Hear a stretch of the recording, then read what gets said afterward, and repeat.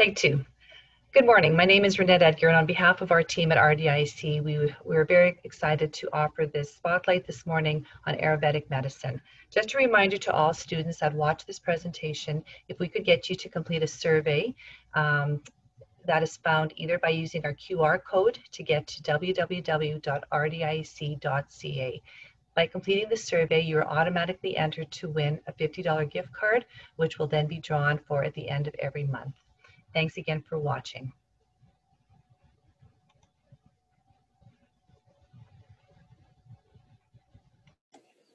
All right. Hi, everybody. On behalf of the RDIEC out of Regina and Jeff Cameron here, I'd like to welcome my daughter, Lindsay Cameron, and thank her so much for joining us here today. Hi, Linz. Lindsay is joining us from Peru. She headed there in December, and I think she's enjoying life. And just like a side mention, she left me with her 9-month-old, 120-pound German Shepherd who just scratched me a couple times. So that's all good. I'm just joking about that. But anyhow, she's loving life. And early in her career, when she was going in to be a teacher at Brandon University, she was in the back of a vehicle, and there was a head-on collision, and she was in about this 5th vehicle back, and she fractured 3 or 4 vertebrae in her back, and was unable to continue medically wise and pain wise with her career. So we were told by Wascana out of Regina to look for some alternatives, and they suggested some yoga and various things like that, and Ayurvedic medicine was one of the things. Lindsay will talk to us at a later date about yoga, but she's going to talk to us today about Ayurvedic medicine. Anyhow, Lindsay, thanks so much for joining us. How are things down there? Oh, so wonderful. Very, very good. I'm in the Sacred Valley of Peace in a little town called Pisac. And it's really relaxed. It's really wonderful. It's a groovy little town.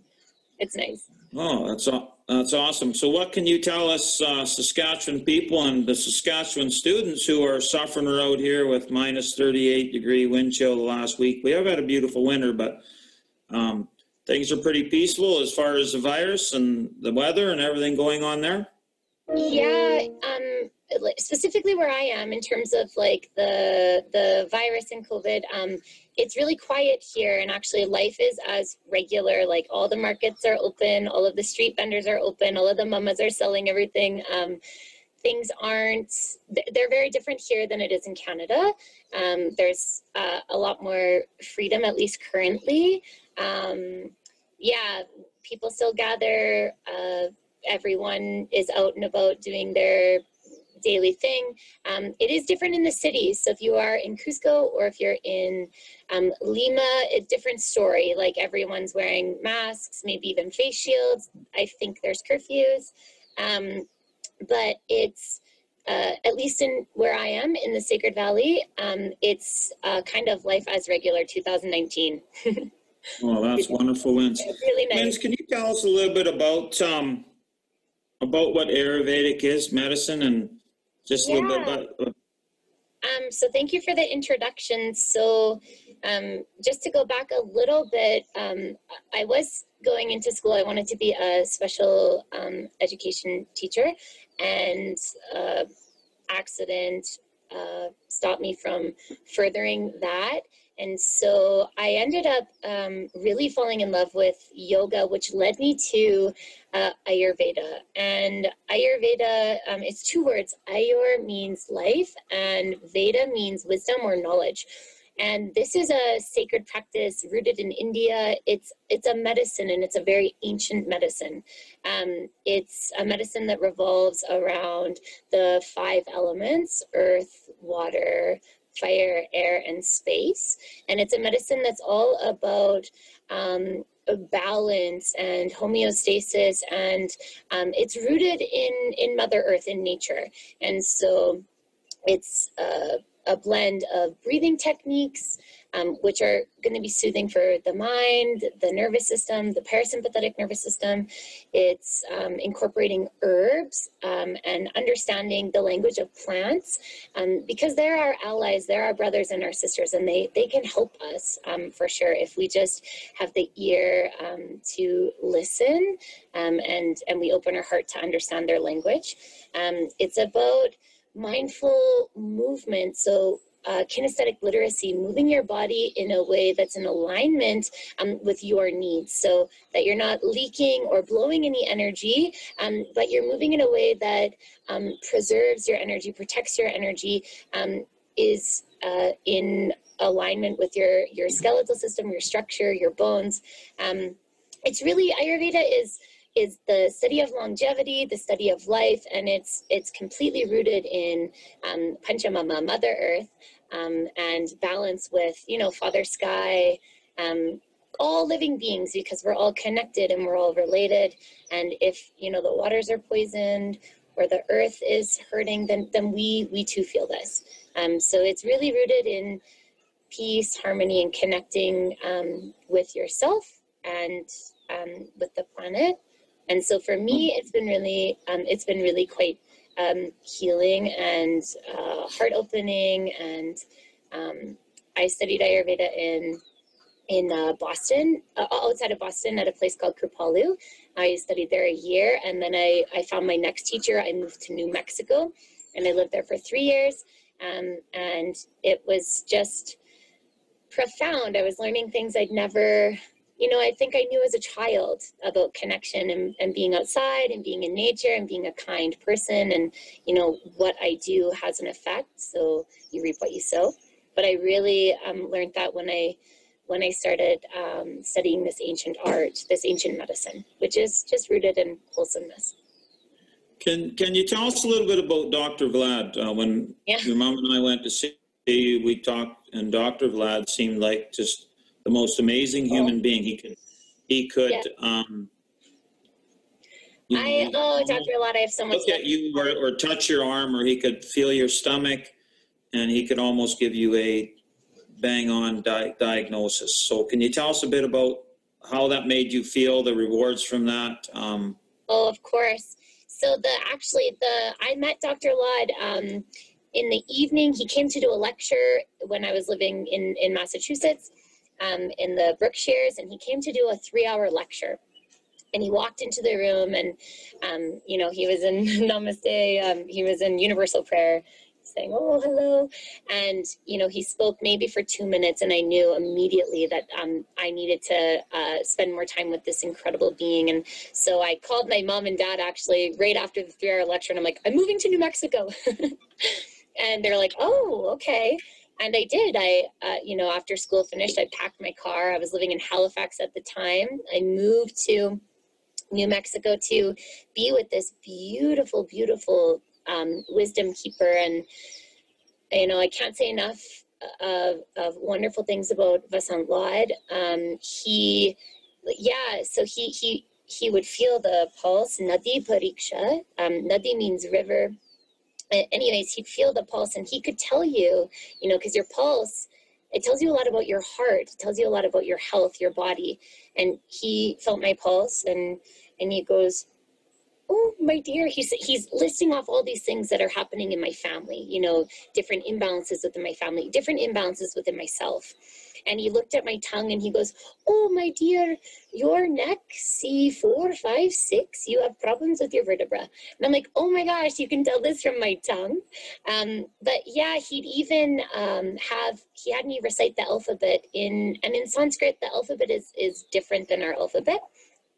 So I had to recite the Sanskrit alphabet, ka ka ga ga na, ta ta ta ta ta, etc.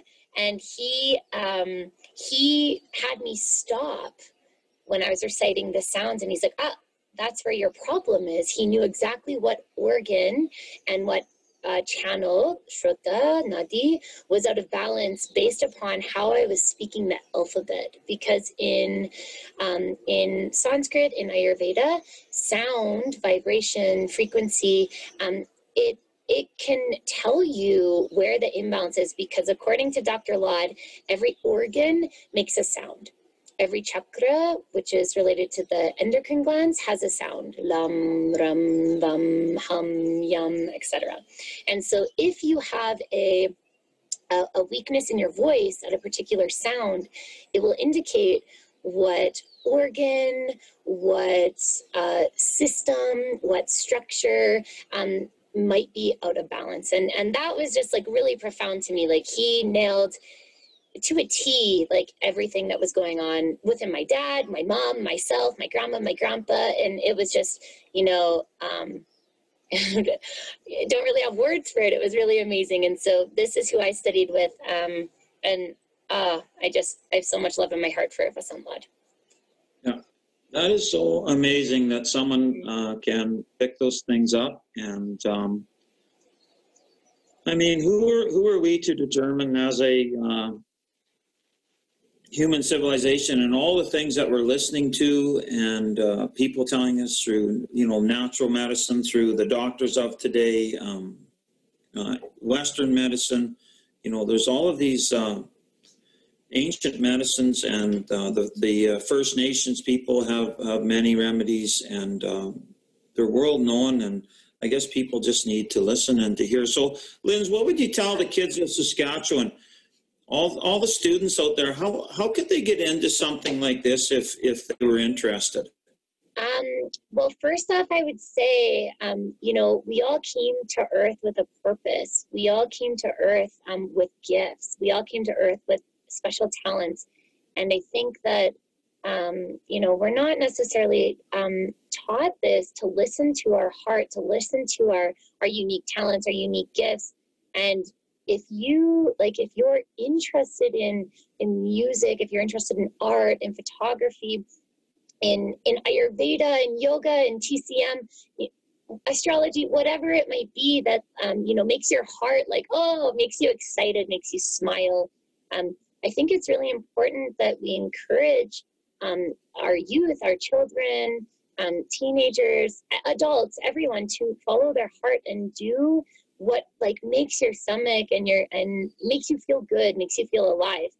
So if it is that you're interested in natural medicine, which I'm very passionate about, you know, there are so many modalities, there are so many fields. And so I guess you'd want to get specific with what field you're called to, you know, whether it be traditional Chinese medicine, whether it be First Nations medicine, whether it be Ayurveda or naturopathy, etc.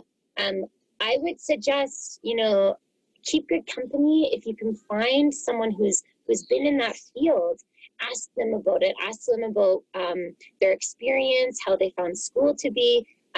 For me, if you were interested in Ayurveda, I highly suggest the Ayurvedic Institute in New Mexico, in Albuquerque. If you're into traditional Chinese medicine, there's an excellent school in Portland, Oregon, or in Nelson, British Columbia. You know, I think you just have to listen to your heart, because it will never guide you in the wrong direction. Your heart knows, your gut knows, and really listen to the way you're feeling, because your feelings are telling you, hey, this feels good. You know, this will be beneficial. This feels really icky. No, then stay away from that. Yeah, and you know, I've told the kids that lots. Even when I go in the classroom today to substitute and so forth, I just kind of tell them to follow their hearts. And early on in history, you know, there was so much child labor and different things in Europe. You know, and that's why during this beginning of the industrial age and so forth, and a lot of people get involved in jobs where they're really not happy, and yes. Mental health is such an issue today, and yeah, so if you're happy and you're doing, like, if you're doing in Ayurveda, we call it your dharma, your purpose, your path. If you're happy, if you're in sukham, good space, then everyone around you feels that, and they're inspired by you. And so our work really is to do the self-work and check in, listen, What makes you happy is going to make everybody else happy, and it's going to make the world a better place. But what makes you miserable is going to make, it's going to ripple, and other people will feel that, and then it will bring down other people. So I think it's really, really important that try things out, you know, be curious, be playful. You can go to school and do a year and be like, that, you know, I didn't really like that. That didn't resonate with me. And then you try something else that actually does resonate with you and uplifts you. And then your community, your family, your friends, everyone will benefit if you are doing what makes you alive and vibrant and thriving. Yeah. So listen Lance, to so if students wanted to go, like how long would the schooling be if they wanted to be an Ayurvedic practitioner? And what types of Ayurvedic centers do we have in Canada? But how long would students have to go to school, the students that are listening today? So it depends. So you could do a year, like a year course, and you could become an Ayurvedic consultant. And so you'd get a diploma, and I believe it would be around, like, don't fully quote me on this, but I think it's around like 650 to 800 hours, I think, to be the consultant. I can't fully remember. This is like 7, 8 years ago. If you wanted to become a practitioner in Ayurveda, you would definitely have to do, I believe, 2 years. Full time, and I'm not sure how many hours it was, but when I was in school, it is intense. So schooling started at like 8 in the morning, and I ended at 9 at night. And it's, you know, you might have an hour break here, 30-minute break there, but it is fully, it's pretty intense. But it's wonderful. So you're looking at anywhere from a full year to 2-3 years, depending how deep you want to go. I studied with like multiple teachers in multiple places, and so I've been studying Ayurveda and yoga for the last like 5, 6, 7 years. So, and I'm still a student. I'm still studying. I'm always studying. Every day I get up and I do 2 hours of Sanskrit, and I read Ayurvedic textbooks, and I'm doing Can you online explain courses. to the kids what farm script is? Sanskrit, yeah. Sanskrit and Devanagari. Deva means like God, goddess, and Anagari, it's the language of the gods or goddesses, essentially is what they call it. And it's a very ancient, I think it's probably one of the most ancient actually documented or written languages. It's what yoga and Ayurveda are taught in. And so I studied very traditionally. So my schooling was taught in Sanskrit, and it's just the language of yoga and Ayurveda, and it's a very ancient language. It's very beautiful. I'll maybe try to post up some pictures so you can see what it looks like. Unfortunately, I don't have my book with me here, but No, that's fine. It's the language Albert Einstein. I always think of the quote or the saying that Albert Einstein once said. He said that you know, we have to be able to change as a society, and change is wonderful, but we should never forget about our past, and we should always bring things with us. So all of the ancient things and the things during our lifetime are also very important to pass on. For sure. Sometimes I actually believe we're going so fast ahead that we're actually going backwards. Well, and the thing with Ayurveda is a little old-fashioned that way. Yeah. The thing with Ayurveda is it is very ancient, but it doesn't mean that it's not applicable today. You know, it changes with the times because it evolves with the time. It's actually a very like systematized, advanced, beautiful, like deeply rooted in wisdom and knowledge practice of medicine. And really there are no ill side effects because everything is, it's about breathing, it's about moving, it's about knowing what to eat. Oh, I'm feeling nervous and anxious and ungrounded. Okay, well, I need some foods that grow in Mother Earth because that's heavier. That will help me go from here to here. And you know, that's pretty simple. Or, oh my gosh, I'm feeling heavy, I feel depressed. Well, I need to lighten my load. So maybe I have a nice fresh salad, or maybe I go for a brisk walk. It is a very simple way of looking at life. it's a very simple way of viewing the world, and there really aren't there are no ill side effects with it, because it's completely natural based, and it's for protecting the earth and uplifting really everyone. Do you know of any places in Saskatchewan? Does anyone practice Ayurveda, or is it mainly in BC? Or to be honest, I'm not. I really don't know if there are any other Ayurvedic practitioners in Saskatchewan. So that, as far as I know, I don't know anybody in Saskatchewan other than myself who's practicing Ayurveda right now. But it doesn't mean that it's not there, because it very well could be in Saskatoon or Regina, or maybe some little town. I know that there are Ayurvedic centers, lots in British Columbia, so where you could go and get treatments. You could go to Victoria or Vancouver, Nelson. I know that there's Ayurveda. In terms of schools in Canada, I'm working on a curriculum right now, but that's not finished. no, that's fine. What do you think, Linz, the people you talk to, for the students out there, the people you talk to, do some of them, like you've talked to me about being a Pitta and a Vata? Yeah. And those types of things, and it's our personality or our fire inside, or our coolness, and what we should be eating. Do you want to mention that, and just mention some of the maybe people that have caught on and have taken it to the next level for a consult? Okay. Of course. So what Papa, or what my dad is referring to here, Mr. Cameron. That's okay. So he said the word Vata, Pitta, and Kapha, and so Vata in Ayurveda, Vata means the combination of air and space, and Pitta means the combination of fire and water, and Kapha is the combination of earth and water. And the elements exist within all; they're everywhere, and they're within us. And Vata means wind, Vata means creativity, Vata means movement, change. Pitta means fire, to cook, to digest. And Kapha means to build, to nourish, to hold, support.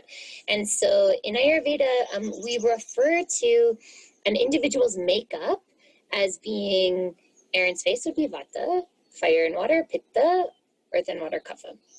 And so just because you're looking at me right now and you're looking at my dad, then I'll give us for an example. So I have a lot of wind within me, and you can tell this because I'm pretty small framed. I have small bones.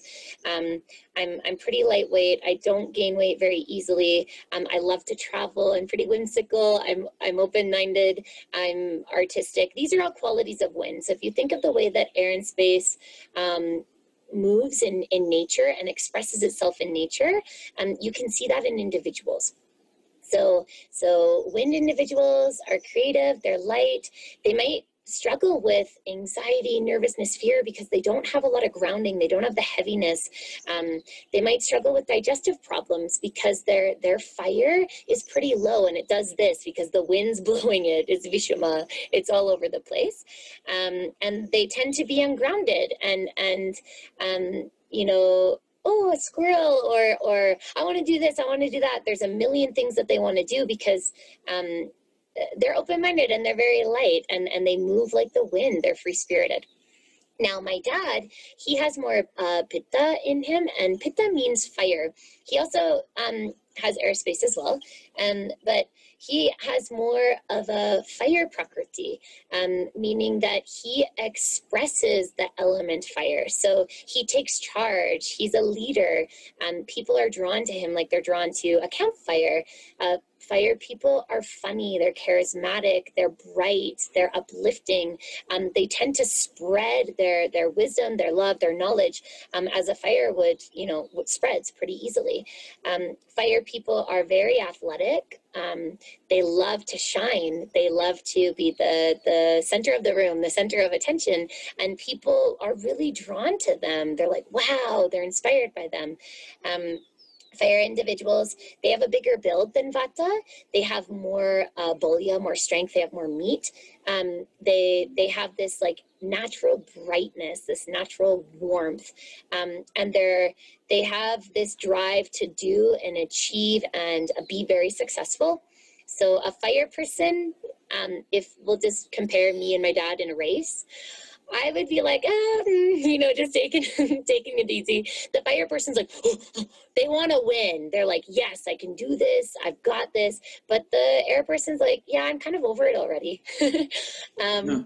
Well, that sounds pretty bang on, actually. And I'm glad I'm being compared to a fire, as in people want to be drawn to you, rather than, I thought when you mentioned fire, first on, I was a little bit fiery and get a little upset, as in this, as in the Zoom technology and stuff, like, so I get a little frustrated, but I'm starting to learn, like, I think when I first started, that a yellow dog and a chimpanzee would know more about me than this Zoom technology and all this stuff. But I am starting to learn, and I'm just being a little goofy there, but well, anyhow, there can be imbalance as well. So I just want you to know, like, I'm just expressing like the positive traits, but a fire person with an imbalance, they might struggle with acne, with eczema, with rash, with burning eyes, with ulcers, with heat in the blood, liver problems, pain, sharp stabbing, hot pain,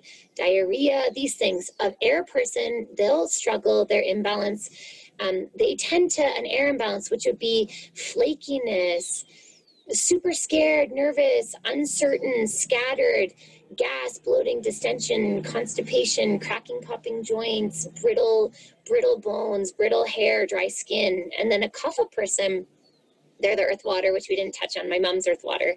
They're so sweet, they're so loving, they're so nourishing and nurturing. They have the largest build naturally. They have this juiciness, they have thick bones. They don't need as much food. You know, I could eat and eat and eat and eat. My boyfriend's like, oh my God, you eat all day, way more than me. How are you not gaining weight? A kapha person, they look at cake and they're like, oh, I got a little tummy.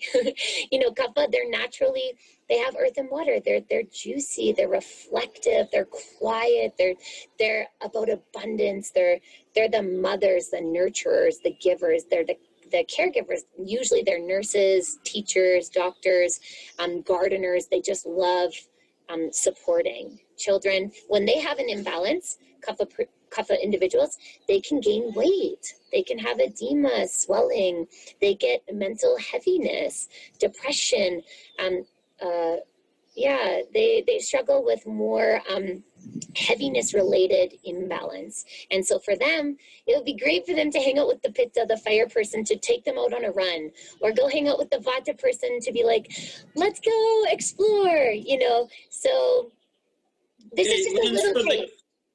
Lynn, for the kids listening, that's just so wonderful to hear that, the different characteristics. Are there types of foods that people take if you are a pitta, or to help you? Of course. And so this is very general. So I would, if you're very interested, I would suggest that you reach out to an Ayurvedic practitioner to actually have a sit down and do a consult, and they can tell you about your prakriti, your vikriti, so what your balance state looks like, what your imbalances are, and how to find homeostasis and harmony. But in general, so if you feel, you know, if you're lightweight, if you struggle with anxiety, if you struggle with nervousness, fear, feeling ungrounded, uncertain, then things that will be beneficial, this is just a couple simple things. Have a daily meditation practice where you sit, you know, you could have your hands to your thighs, you could take Jnana Mudra, where you sit and you get really quiet and clear. I'm breathing in, Sukham, good space. I'm grounded, I'm rooted. I'm breathing out, Dukam, anything that doesn't serve me. And you know, just get quiet, still and clear. That can really help with the wind imbalance. And just to bring all of your energy and all of your thoughts and everything here. You know, you could even hold your hand in your heart. So meditation would be something beneficial. Having baths, with Abhyanga. Abhyanga means it's an oil massage, an organic, unpasteurized, uncooked sesame oil that's skin grade. You know, you could even buy an Ayurvedic blend. It would say Vata. You rub that on your skin. Yeah, I'm a massage therapist as well. But you rub it on your skin. Move towards your heart. Circle at your joints. Up. Circle up. You know, you could work around a breast tissue, stomach. You're moving up, ascending colon, transverse colon, descending colon. So up the right side, across, down the left. That's the way that your digestive tract moves. Get your legs and put on quite a bit of oil, you know, and then have a hot shower or a hot bath. Yeah. You could also do it after, but in Ayurveda, it's recommended you do it first. You oil first, and then you have your hot shower, because the hot shower will open the pores of your skin, and the oil will penetrate. It will go deeper, and it'll be nourishing for asti and maja, your bones and your nervous tissue. But if you prefer to do it after, that's okay too.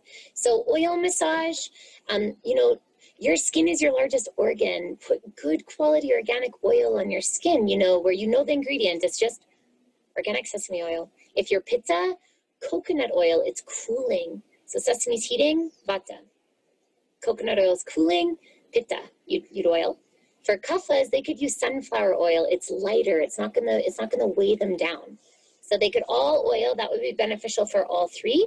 Meditation would be beneficial for all three. Vata, sit quiet, breathe in, feel roots, feel connected to Mother Earth. Pitta individuals, they want to do a cooling meditation. So maybe they even do shitkari. So they breathe in through their rolled tongue. That will pull cool breath down the esophagus, down to the GI, down to the abdominal organs, and that will have a cooling effect. Exhale through the nose. We could do that 5-6 times. And the kaphas, they actually will benefit from a walking meditation where they're moving because they have heaviness. So they need to promote some lekana, some scraping, some melting, some heat to help get the channels open and things flowing. In terms of food, vata individuals, they do really well with rooted, anything that's in the ground. So sweet potatoes, carrots, beets, squash, pumpkin, they want to have heavier foods because they're light. And typically the opposites will balance. In Ayurveda, we call this the Vimshati Guna. It means the 20 qualities. And so 10 pairs of opposite. So Guru Manda Hima Snigdha Sakshna Chandra Mridu Stiraha Guna Sukshma Vishata Vimshati Saviparyayaha. So these are the gunas. And so there's Guru, Lagu, heavy, light. Okay. Shita, cold, Ushna, hot.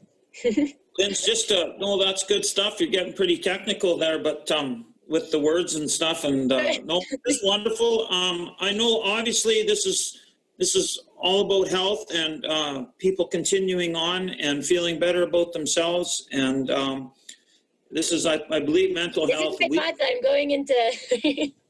Yeah, and but that's okay. That's you're very knowledgeable in your field. Just what those are balancing. What type of advancement? What are some people that you know, even in the United States, if kids out there are watching this, what type of advancement could they have? They're always interested in, you know, students want to know the type of money they might make, other than the health benefits and stuff. Is there a possibility to do very well in the Ayurvedic field?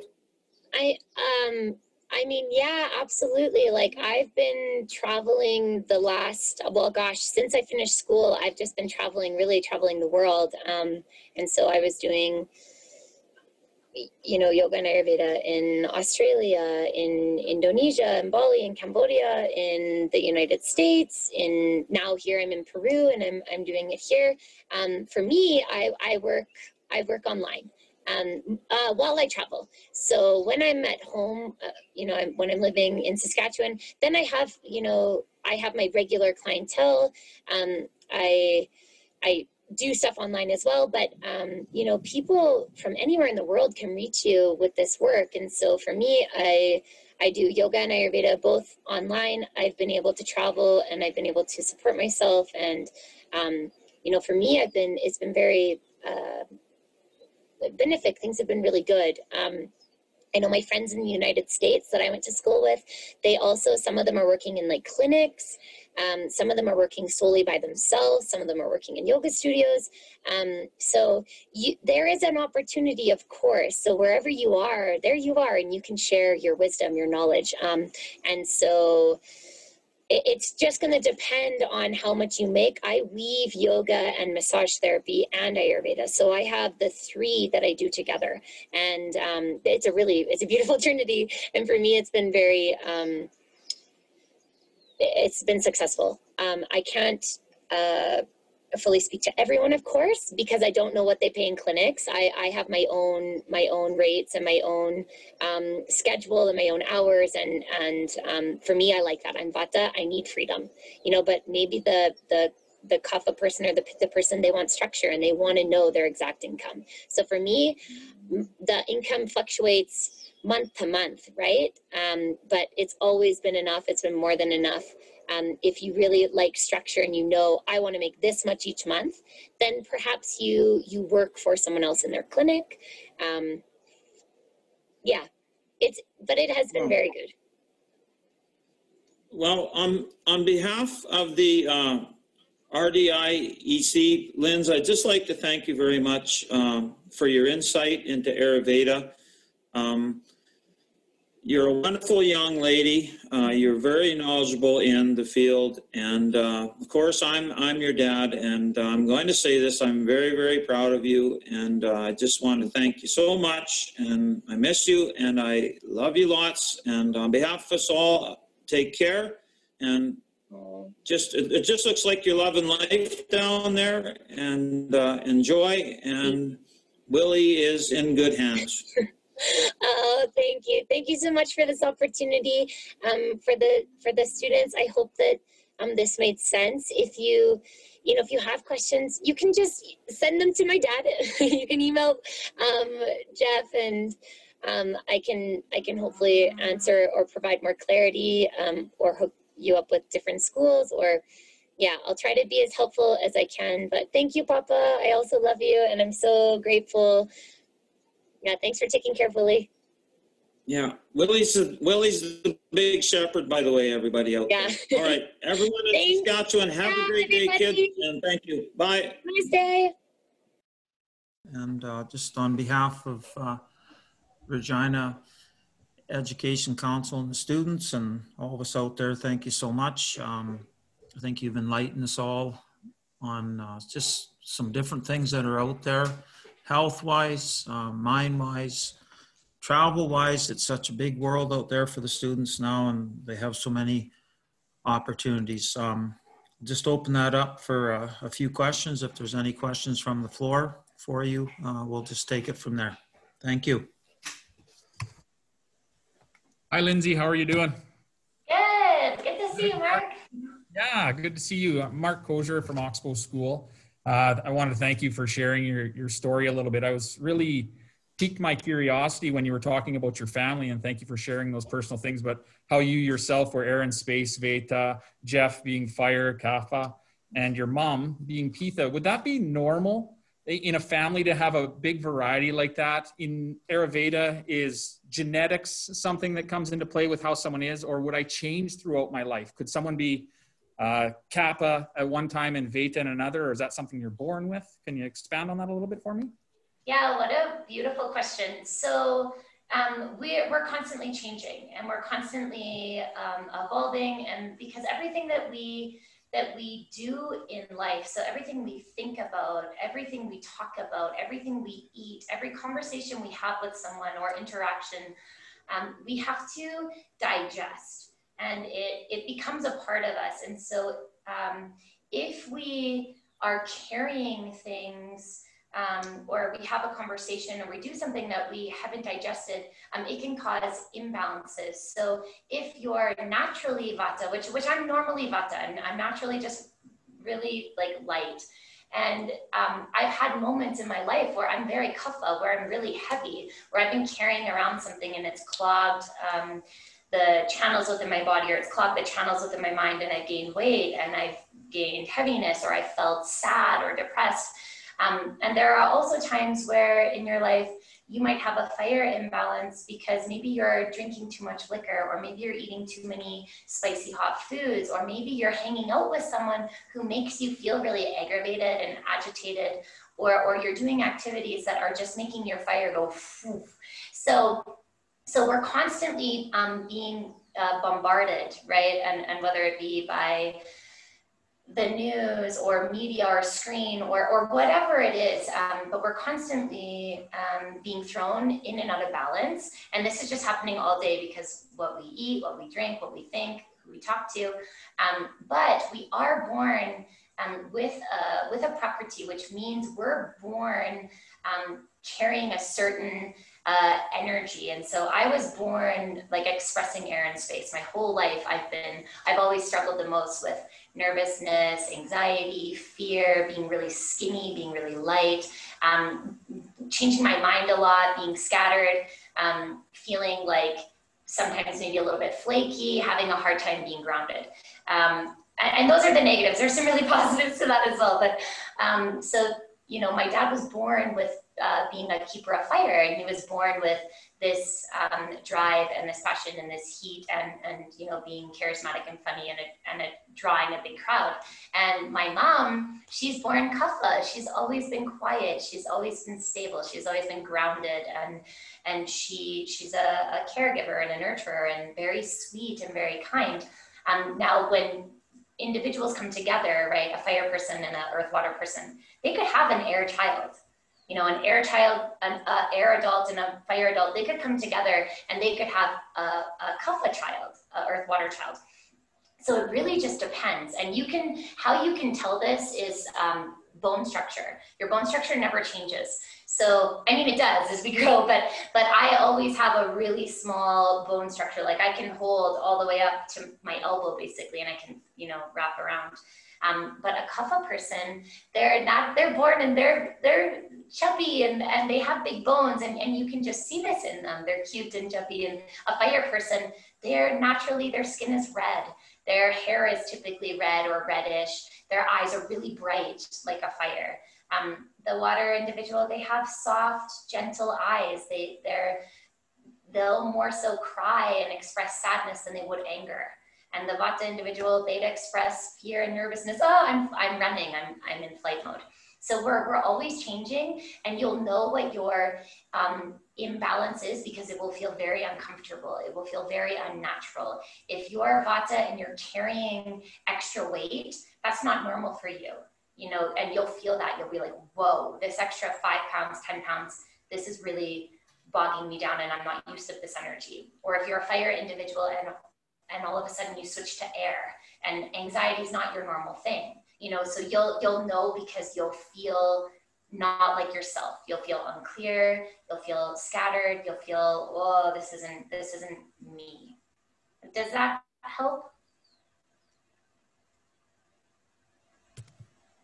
That was exactly what I was looking for, Lindsay. I think what I'm hearing is you're kind of born with a main trait, but you're definitely going to see parts of the other ones throughout your life.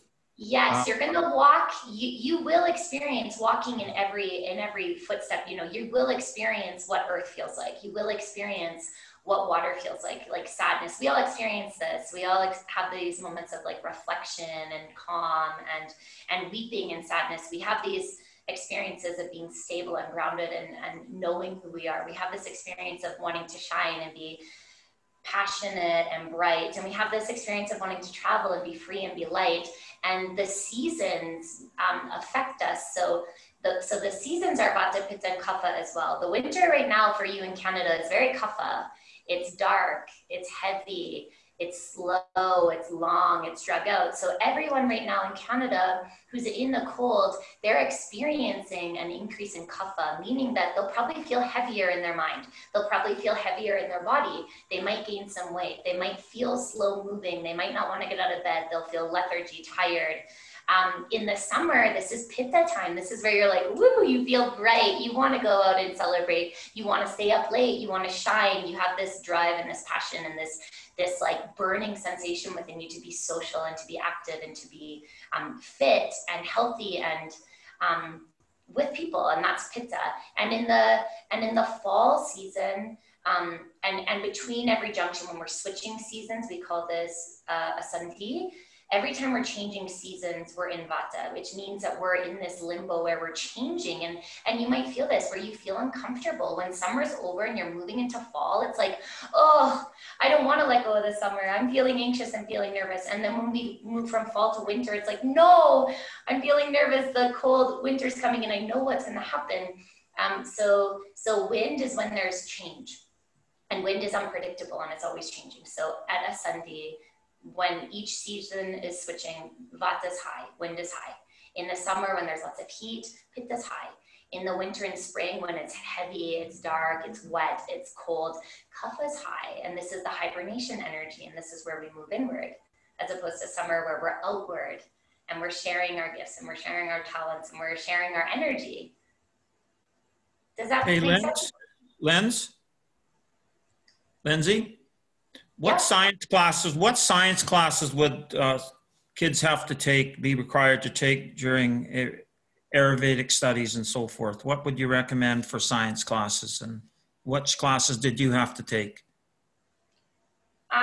So the thing is with Ayurveda is that actually it's a little bit different than what you guys are learning in school. And so my classes, like our science class, we would be outside and we would be studying herbs, but in nature. So we would be watching how a plant grew. We would be looking at its leaves and how it was expressing. Were the leaves sharp? Were they prickly?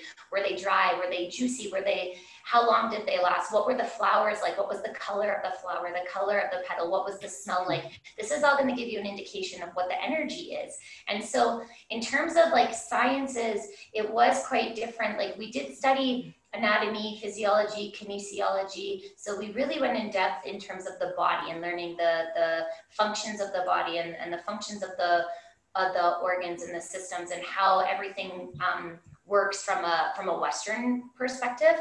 But the schooling was very Eastern, meaning that it was more about the spirit and the essence and looking to see what was being expressed. So you had to take a lot of anatomy and physiology, though. I can remember you doing that, correct? Oh yeah, like we would do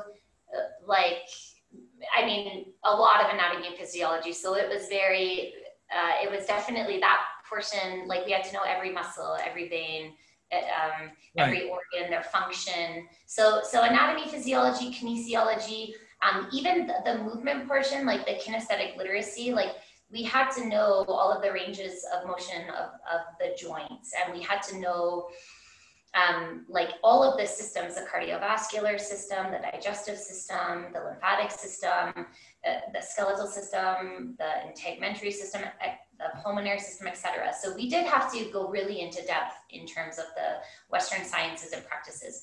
But that's not really, Ayurveda is more so about being connected to the land, being connected to the environment, and seeing with new eyes, hearing with new ears, and listening twice as much. You have 2 ears, so you can listen twice as much, and 1 mouth, you don't speak as much. So it's all about listening and understanding from kind of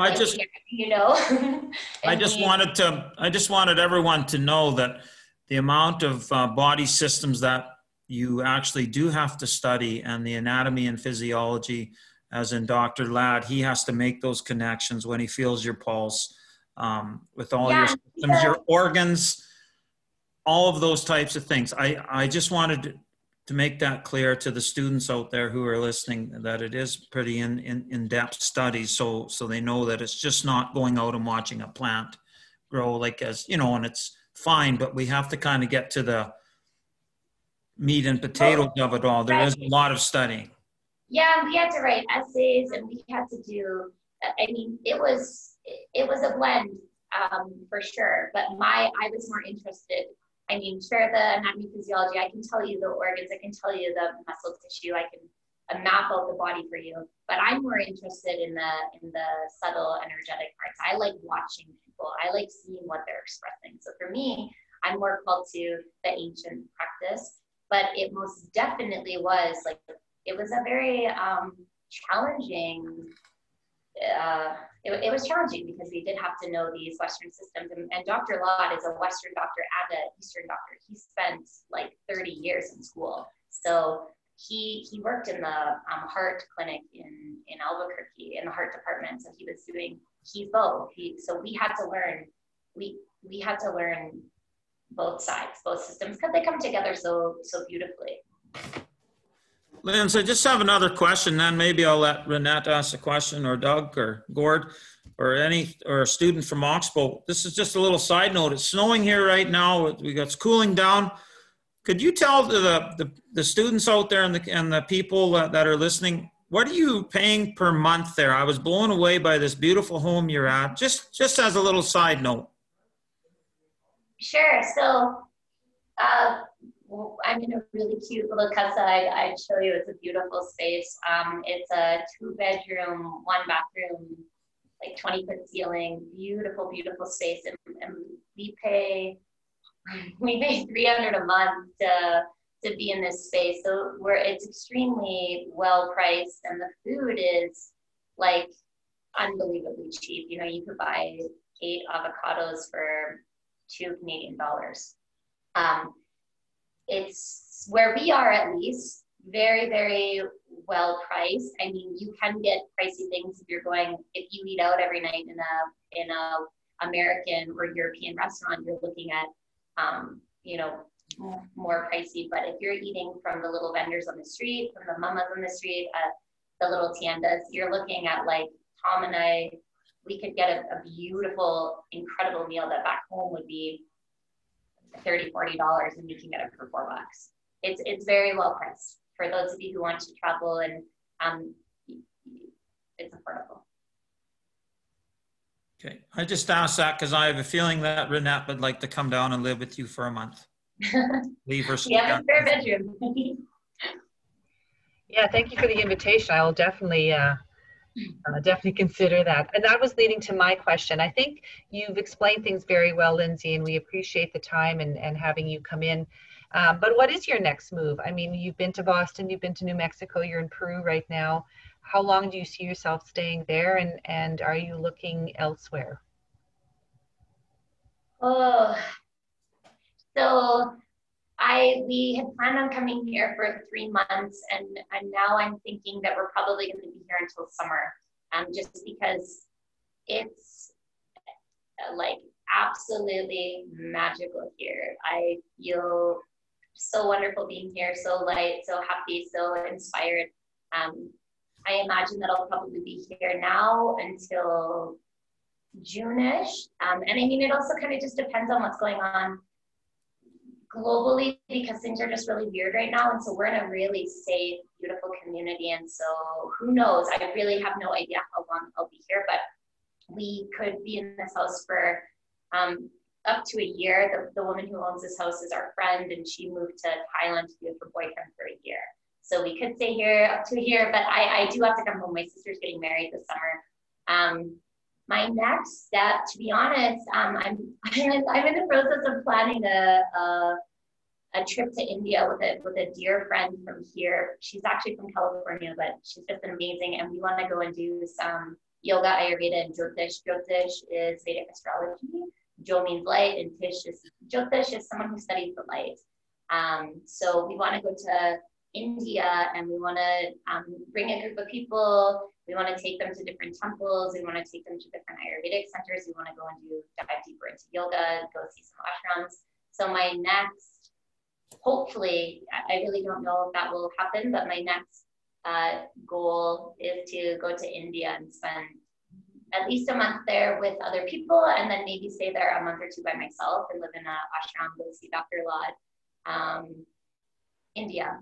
And of course, like Canada, Saskatchewan, specifically White Bear, has like a piece of my heart, and I absolutely love living at White Bear, and I really love my family, my friends, and the community. And so with my life, it's just been such that I'm usually home 6 months, and then I usually travel, or I'm home 8 months and go 4 months, or I'm home half a year and leave half a year. And so I'll continue to do this as long as I can, where I just am traveling and exploring. And, you know, I stay home for the summer and I leave for the whole winter. Thank you, Lindsay. I think you kind of answered. There is a question in the chat that says, is there an ultimate goal or plan you hope to achieve in this field? Is there anything more you'd like to add? Yeah, so I'm in the process of making my own course. I love to teach. I love to share this wisdom. I love to share Ayurveda and yoga and just mindfulness with as many people as I possibly can. And so I'm actually in the process right now of writing and making a manuscript, and I'm making my own course for yoga and Ayurveda. And so my goal is I'd really like to be sharing this with other people who are seeking this path as well, with other people who are like, hey, you know, I think that there's more to my life than what I've been currently doing, or I'm really curious in ancient ways, and I'm really curious in balance and harmony. And how can I better myself, and how can I, you know, make this world maybe a little bit more beautiful? And so I've been working on it. It's difficult. So I am certified, and I can technically like be teaching this. It's just a matter of getting all of the material written down. So I learned with oral tradition, and so I would just sit like this and I would just listen. The teacher would speak and I'd listen, and that's in India, that's how they're taught. They're taught in mantras, and so it's poetry, and they speak and you digest and absorb. And so I could talk about things and pull things out for days and days. However, I need to write it down, and I need to have it, you know, in a book. And so I'm working on that right now so that I can offer that and share this with, you know, whoever feels drawn to study with me, and whoever feels drawn to learning Ayurveda and deeper into yoga. So my ultimate goal is to teach and to hold space for other people to step into their power and to connect with their heart and just be living a really beautiful, honest life. Thank you, Lindsay. That's very well said. I think your dad has indicated that if there's any other questions that, you know, students may have, I'm not sure if there is any more. I'm not seeing anything else in the chat. But I think we are going to maybe wind down this meeting.